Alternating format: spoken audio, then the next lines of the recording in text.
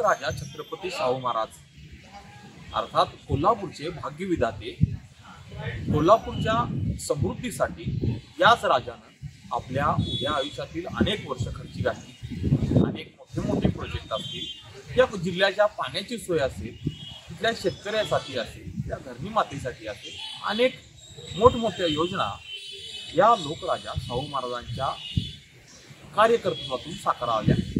पण आजच्या घडीला लोकराजा शाहू महाराजांना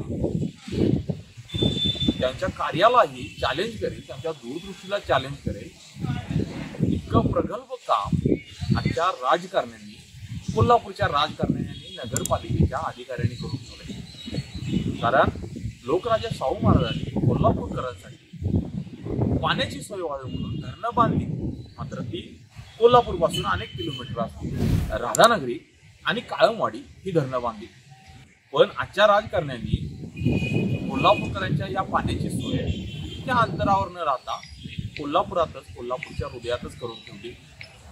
शहराच्या मध्यभागी असणाऱ्या गांधी मैदानाला आता याच राजकारण्यांच्या प्रेरणेतून, कार्यातून तलावाचं स्वरूप आलंय। आपल्याला वाटत असेल तसं नाही, पहा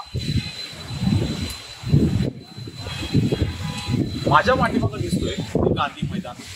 दुर्दैवानं मला आज त्याला गांधी तलाव म्हणावं लागतंय। इंदिरा गांधींपासून ते उद्धव ठाकरेंपर्यंत अनेक राजकारण्यांच्या सभा इथं झाल्या, अनेक मोठमोठ्या घडामोडी ह्या याच मैदानावर घडल्या आणि जिल्ह्याचं राजकारण ही याच मैदानावरून आकार आलं। मात्र दुर्दैवानं आज त्या मैदानाला तलावाचं स्वरूप आलंय। तेही गेले अनेक वर्ष कोट्यावधीचा पैशाचा चुराडा या मैदानावर झाला, विकास कामांच्या नावावर झाला। मात्र आजही एकाच पावसानं सुरू होण्याच्या आधीच मैदानाचं स्वरूप आलंय।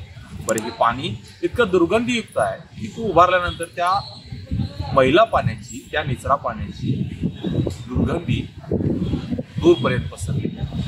आता काय म्हणावं या कारभाराला, तुम्हीच सांगा।